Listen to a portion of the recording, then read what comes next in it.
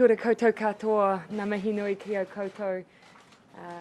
I actually thought I'd be seeing you all in a small room with a couple of lamingtons and a little bit of time and space to spend with one another, but this actually gives me the opportunity to say on behalf of New Zealanders what I know so many of them want to be said to each of you who were part of that first initial response.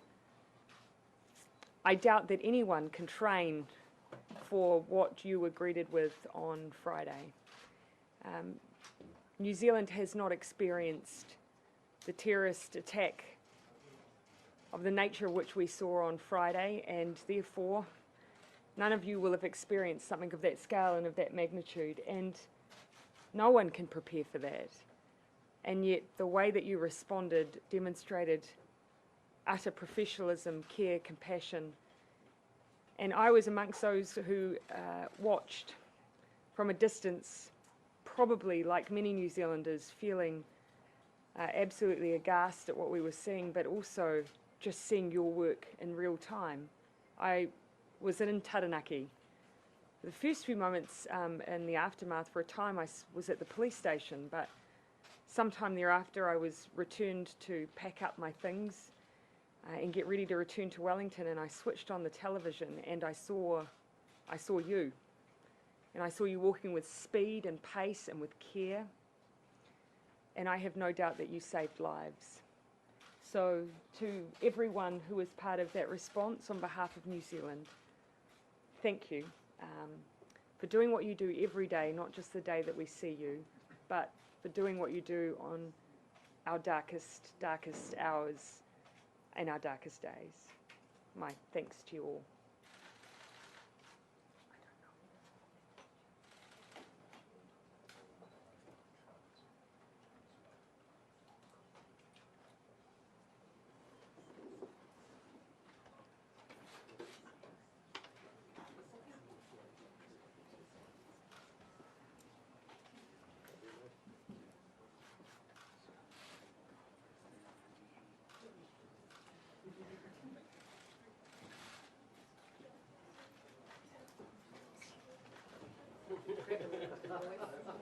I'll bring them out.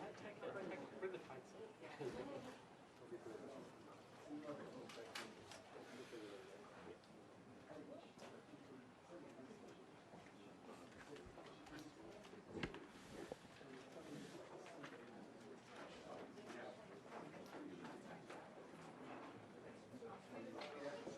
Hey everyone, so obviously we're running a little bit behind schedule, so the press conference is scheduled for I think 2:30, isn't it? Yeah. 2:45. So I imagine we're probably going to be about 10 or 15 minutes late for that, so we'll probably get underway about 3 o'clock. Probably about 15 minutes late, I imagine, so we're going to say we'll start about 3. Right. Yeah.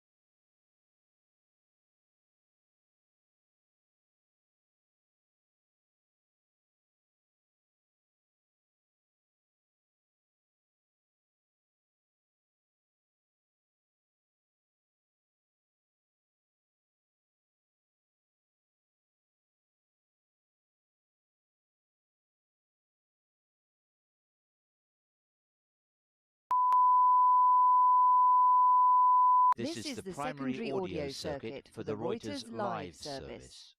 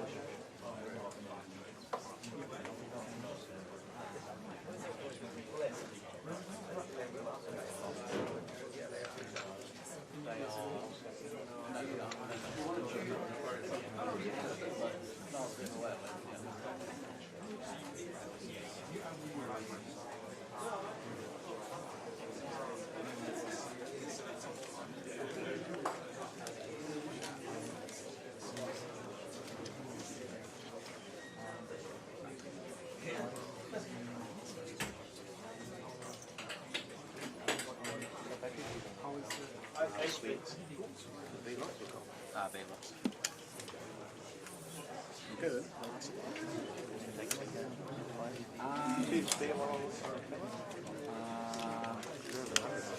No, I split up. Oh, did it?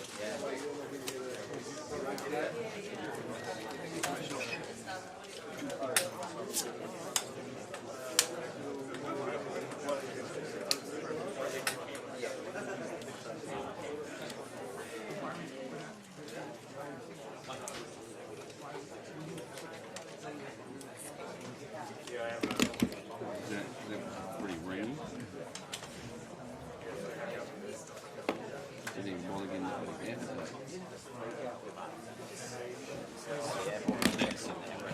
We only allowed 3 for the first one to come into the There we go. No, we allowed as many as one. I think the Royal Castle was like 15. I can give you some. I'm all better.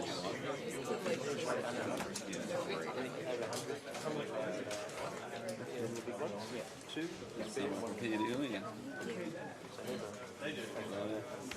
Yeah, all that done. Yeah. Well, you want some cat tape left?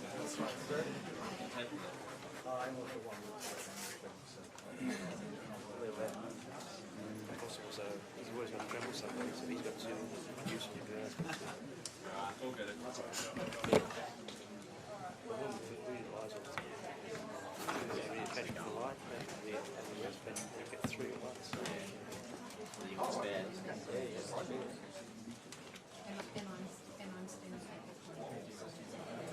Why would she not be able to?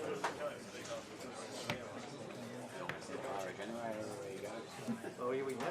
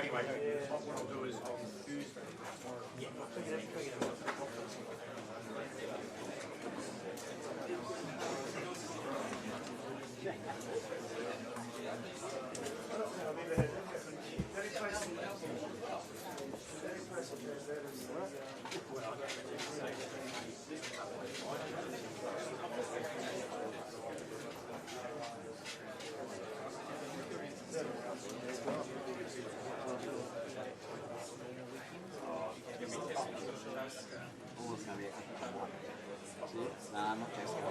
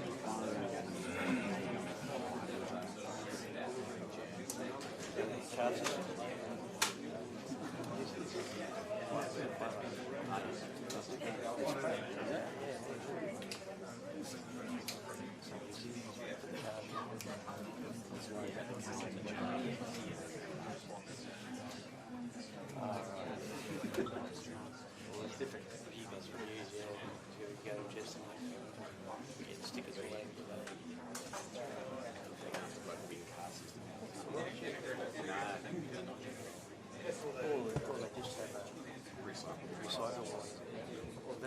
clear them anyway.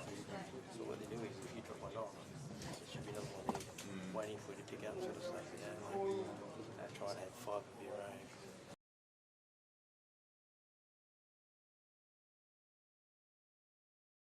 Circuit for the Reuters live service.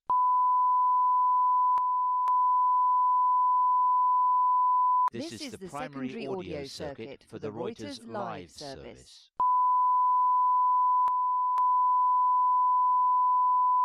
This is the primary audio circuit for the Reuters live service.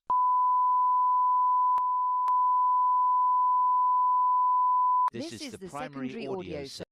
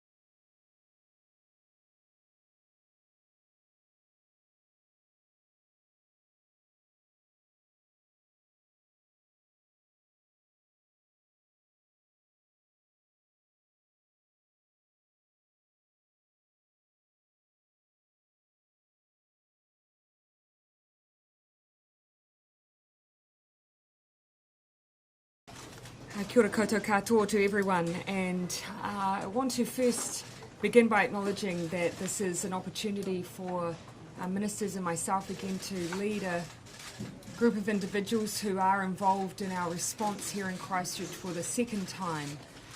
Of course, I visited on Saturday and again returning today. Today, though, has been an opportunity to visit Cashmere High School, speak with students and the school leadership there. I've met with the Christchurch Mayor, Leanne Dalzell, and those who were on the scene of the Christchurch mosque terror attacks, including St John's ambulance paramedics and Piki Te Ora Community Health Centre staff.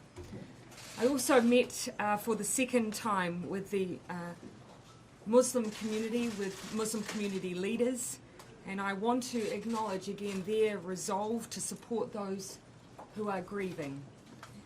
And I can also say we are absolutely united in our determination to reunite families with their loved ones. I want to give you a few updates on a number of matters which we have been working through both with Community Council and at central government level. I discussed today, both with Council and with community leaders, the future memorial service which New Zealanders desire and will have in order to mark the loss of life in this terrorist attack. Planning continues for the memorial service. While it will be in Christchurch, we are looking at how we can involve the rest of New Zealand, and that's something we'll do in conjunction with Christchurch City Council. I appreciate there is significant interest in this service from throughout New Zealand and internationally, and we will continue to work closely with the local community to provide work alongside them for planning and to ensure they have all the information they need as soon as we can. In the meantime, I know from many there is a desire to show support to the Muslim community as they return to mosques, particularly on Friday. There is also a desire amongst New Zealanders to mark the week that has passed since the terrorist attack. To acknowledge this, there will be a 2-minute silence on Friday. We will also broadcast nationally via TVNZ and Radio New Zealand the call to prayer. Details will follow around the timing of each.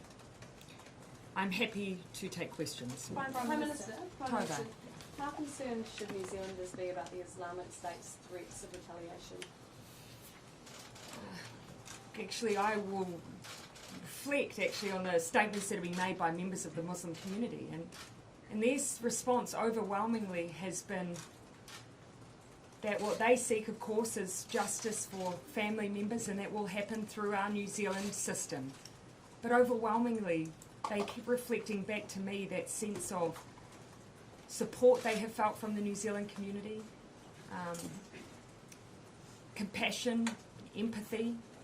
I have not heard that language from the Muslim community in New Zealand. I have heard the complete opposite. Prime Minister, were you concerned with the 44-minute video that has been released? What I am focused on is the response of the Muslim community in New Zealand, and as I say, it has been completely counter to some of the other rhetoric that has been used internationally, and they are my concern, my focus. They are the group that we need to be wrapping all of our support around, and they're the ones that are only demonstrating, I think, utter compassion for one another and gratitude from the support of New Zealanders. What about that extreme rhetoric at both ends of the scale, though? Again, I reflect back what I've heard from the Muslim community, a rejection of extremism, violence and hate, no matter where it comes from. You've had so much international support in the last few days. Do you think the President of the United States, as the leader of the free world, has done enough to reflect what you want to see spread as a message around the world? You will forgive me if my focus first and foremost is on New Zealand, on the communities I represent, the communities that I serve. That's where my duty of care lies. World leaders have that responsibility to reflect what you've been saying. again, as whether or not it's the issue of terrorism, violence, racism, or whether it's the issue of climate change or other issues of international concern, I will always speak from a New Zealand perspective on behalf of New Zealanders. It is up to other world leaders what they in turn choose to do. When does the Foreign Minister arrive in Turkey, and what are the purposes of the conversations? Look, while I don't have an exact arrival time, forgive me for that. I know, of course, he departed yesterday. That is, of course, as he himself has said, an opportunity to be very clear about New Zealand's record, our response to what has happened here. This is an unprecedented event for New Zealand, and to demonstrate in a very forthright way the fact that the Muslim community here in New Zealand has the support of all New Zealanders. What is the government's advice for Kiwis who are wishing to travel to Turkey for Anzac Day, given the comments? Again, you know, I want to acknowledge that we have for decades gone to Gallipoli to acknowledge that we want to be a world free of war, of hatred and violence. And that is, you know, what many New Zealanders make that pilgrimage for. We, again, as I say, always been consistent in our messaging, and again, I know New Zealanders will want the opportunity to be able to continue to do so. Is it appropriate for our Foreign Minister to be travelling there at the time, given the comments made by Ardern? As he has said, he is going there to set the record straight, and that is an opportunity that he should take up. Now, we have to make sure that what is reflected is an accurate portrayal of New Zealand and New Zealanders, and indeed of our Muslim community as well, and that is his intent. Where does the responsibility to fight rising white extremism lie? Domestically with each of us. I have to acknowledge, though, there are some things that we do need to confront collectively as international, as leaders internationally.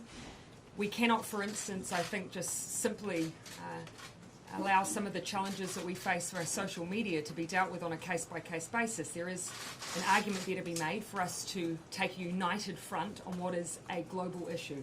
This is not just an issue for New Zealand. The fact that social media platforms have been used to spread violence, material that incites violence. All of us, I think, need to present a united front. When it comes to racism, extremism, violence, we domestically have duties upon us as well. Prime Minister Scott Morrison called President Erdogan's comments highly reckless, truly upsetting and highly offensive. How would you categorise President? Yeah, and as I say, our Deputy Prime Minister will be confronting those directly in Turkey. I do want to acknowledge we had a delegation from the Turkish government arrive very soon after to bring a message of solidarity to New Zealand and to those who have been affected by this terrorist attack. Prime Minister, what's the message to families who are growing increasingly frustrated still not to have the bodies of their loved ones returned to them? It's a frustration that I can honestly say I share. I have had an update that we have had 13 victims now approved for release to be reunited with their families. But I know the process has been incredibly difficult and frustratingly slow from the perspective of family members. But on the side, I've seen those who are working on this process as well, and I can also acknowledge that they are working incredibly hard too. I do think there are lessons for us to learn. Many of these processes are based on circumstances that are very different to this one. And so I think there, as I say, this is something that in the aftermath that I will want to reflect on and look to improve. From the moment that I heard about this terrorist attack and it involving those of Muslim faith, my concern around the 24-hour burial period has been the top of my mind, and so I do want to learn lessons from this. From an Australian perspective, I'm from Australian television, and obviously Australia's acutely aware where this man came from. What would you want Australians to understand, to be thinking of about as they come to terms with this, one of us? Yes. Yeah, we're also incredibly aware that that Australians will be feeling that too. I've spoken many times now with Scott Morrison. I've heard from Bill Shorten. I've met with your new High Commissioner, and the message I would share is that yes, we have acknowledged that this person was not a New Zealand citizen. They did not grow up with this ideology here. They did come to us and bring this terrorist act with them. But we do not see that as a reflection of our relationship with Australia or its people. And so I do draw that distinction. I think New Zealanders draw that distinction. Well, a few hours ago, a father and son from Syria, refugees to this country, were buried. First victims to be buried here in Christchurch. How does that make you feel that people came here to seek refuge and they've ended up dying in this most horrific way? It was actually one of the things that I was told quite early on. Someone did, when I was being briefed on some of the atrocious stories, one of the things that was shared with me was that a family affected were Syrian refugees. And I cannot tell you how gutting it is to know that a family came here for safety and for refuge, and they should have been safe here. And you'll see that, amongst New Zealanders on social media, one of the images and accompanying words that has spread the most has been that this was their home and they should have been safe here. On the commemoration, Minister, yesterday in your speech you talked about you never thought you would be the voice for the nation's grief. I'm wondering, we've seen you obviously at these news conferences appearing, your addresses, you present a very strong front. As a human being, as a mother, can you tell us maybe one moment since Friday that has just been very, very difficult for you, where you had difficulty dealing with it? I can't tell you just one because actually there have been too many. But can you describe some of these moments that have just touched your heart close? Everyone in New Zealand and internationally is reading the same stories I read, and my response is no different. Yes, I have a role that I need to play. I need to hear the grief and I feel the grief, but I also have a duty of care to the people involved in this to also keep going. And so if the imam who stood at the front of a mosque and saw firsthand the loss of his worshippers in front of him can keep going, then I definitely can. During this commemoration, you talked about a lot of international interest. Can you give us some more details? Sorry, what was it at the front with of the the commemoration? You talked about there being a lot of international interest in that. Can you give us some more details on that? Well, certainly if the messages of condolences are anything to go by, there is absolutely an interest amongst others in either being able to send representatives or just be present to show their support and their solidarity for New Zealand. And that includes within the Muslim community as well. So it's about just giving the time available for people to be able to show that support. We will try and give enough fair warning of when that memorial will occur. I don't want to give too many specifics because it's not for me to predetermine people's attendance, but there's certainly a lot of interest. Minister, on the issue of gun control, do you have any more details on where that stands, and also do you see whatever New Zealand chooses to do as a blueprint for other countries, particularly the United States, to follow? One thing I have to acknowledge is actually relative to other countries, not picking anyone in particular, we have a large number of loopholes in our laws. Now, many New Zealanders would be astounded to know that you can access military-style semi-automatics in the way that you can here. There are a range of things that need to be fixed, and I guess if I was to say New Zealand was a blueprint for anything, in some ways it's a blueprint what not to do. My hope is that going forward we will demonstrate what you can do if your starting point is similar to ours. We do have a road to travel though, and I'll be announcing further details very, very soon. On social media platforms and any kind of potential regulation, you said that you would be working with other countries. Who have you spoken to, and what are some of the ideas that have been discussed? Look, this isn't a new issue. This is something that has already been discussed within the G20, so G20 members obviously have some interest. It is something that has been brought up some time ago within the UN. So this is a matter of global interest and global impact. Yes, subsequent to the attack, I have had some specific conversations. I think I've already mentioned that I had a discussion with Theresa May about this very issue. The UK, I think, has demonstrated, particularly at a select committee level, some leadership in this area. Again, as I say, I think if we are going to be successful, These are global entities. It will take a global response. You know, not everyone needs to be on board, but a few friends, I think, will make a difference. No, I think us taking a coordinated approach is a helpful one. Yes, I know there is interest in, for instance, coming to New Zealand, but I can tell you one thing, I am not interested in a PR exercise. So what would you say to those who say that New Zealand, Australia and other countries didn't do enough to fight white supremacy and racism prior to an event like this, that was something that was overlooked? No, I would say that you know, it is absolutely the case when you experience something like this that you ask questions, and there is both grief in New Zealand, but there is also anger, and there are questions to be answered. Now, some of those, of course, I've gone through directly, as you would expect, with those agencies who are at our front line, and of course their response is that yes, white supremacist groups, those who you would consider to be ultra right-wing extremist groups, they were of interest in New Zealand. We are not free of those here either, but this individual still had not come up on our watch list. So the question we need to ask is, should he have?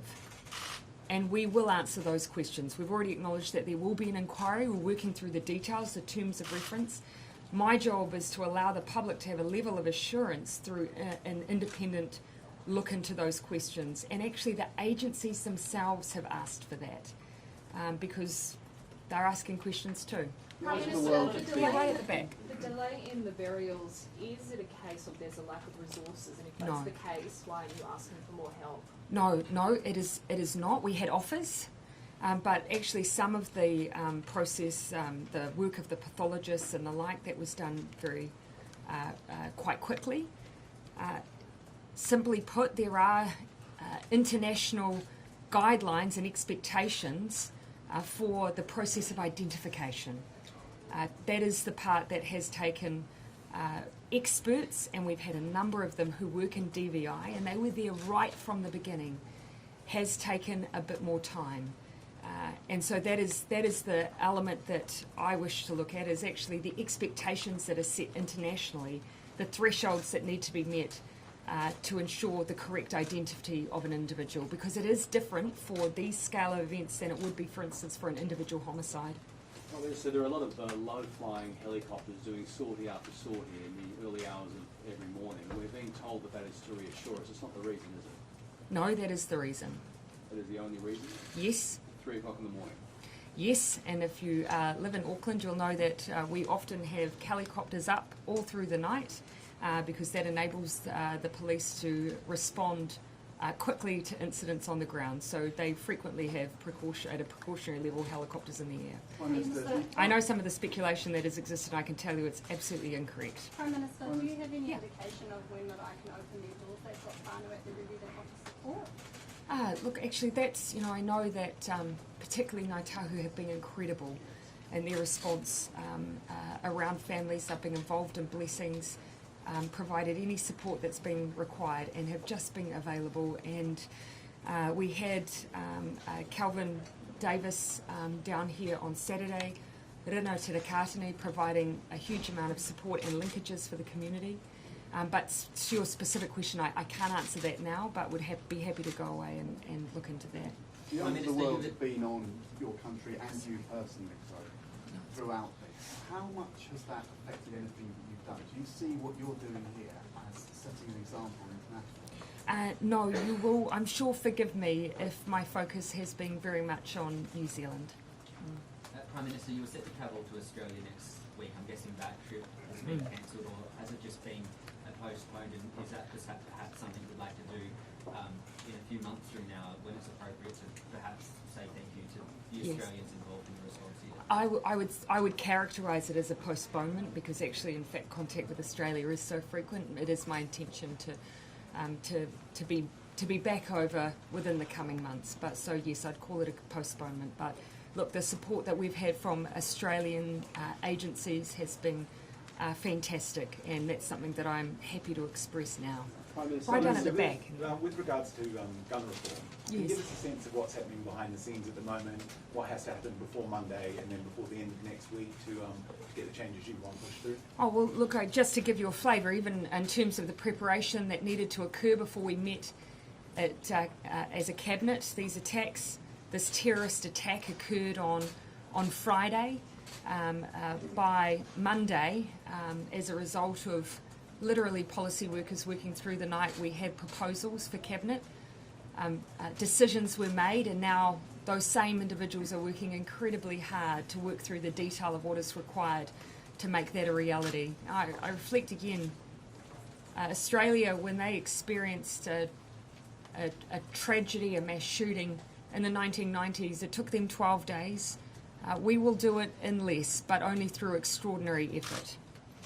Prime Minister, just back to the Turkey issue. I know you've probably ducked questions here, not wanting to make a public proclamation, and that you've got a delegation in Turkey right now, but you must be offended that this is being used as a political platform from Turkey. You talk about decades of the relationship between New Zealand and Turkey. Times have changed. Yeah, there have been. I do not accept that we will see the long-term change in our relationship. It is so deeply entrenched. You know, they've cared for our fallen, and hundreds and thousands of New Zealanders have made pilgrimages to that place as an acknowledgement of what ties and binds our countries. And so I reject the idea that we are losing that relationship, or will lose that relationship.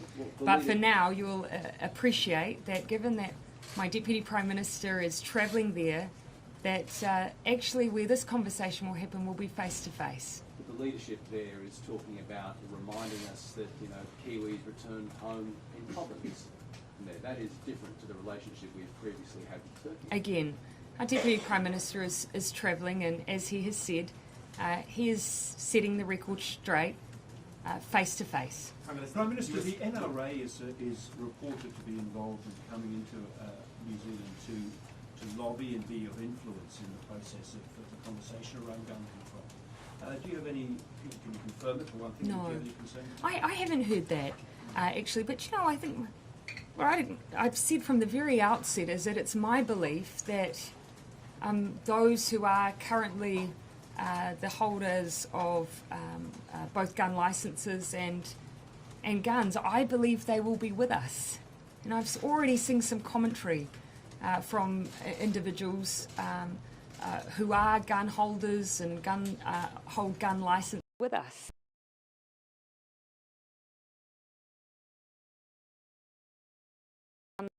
Hold gun licences that they absolutely acknowledge something needs to change. Now again, you know, there is legitimate gun use in New Zealand, and we absolutely acknowledge that, but I would say almost all New Zealanders, except perhaps those who use them, will acknowledge that there isn't and should not be a place for military-style semi-automatics. Significantly late for the first responders. Oh yes, my apologies. I tended to give you a little bit of a rationale for that. I had immediately been beforehand meeting with some of the police officers, in particular the Armed Offenders Squad, who were the first responders as well. And one thing I want to acknowledge and highlight, we've actually thought it was remarkable that they were able to be on site after the first 111 call within less than 6 minutes. It sounds like it was less than that. The arrest was, I think, in a quicker time than we'd been told as well. But probably what actually St John's wanted me to acknowledge was that those police officers were the first ones to administer first aid. And you can imagine what they walked into. They had to secure an environment for St John's to be able to enter into first. And secondly, they were the ones that were doing all they could to ensure the survival of the wounded. And that's not something I think we've heard as much acknowledgement of, but St John's wanted to be acknowledged. Did you meet the two men who apprehended the suspect? You'll forgive me if I don't share too many details about that. It's fair to say I've heard the story of the arrest. You mentioned that during the hospital this morning, a girl asked you how you were in New Zealand, feeling very sad. Yes.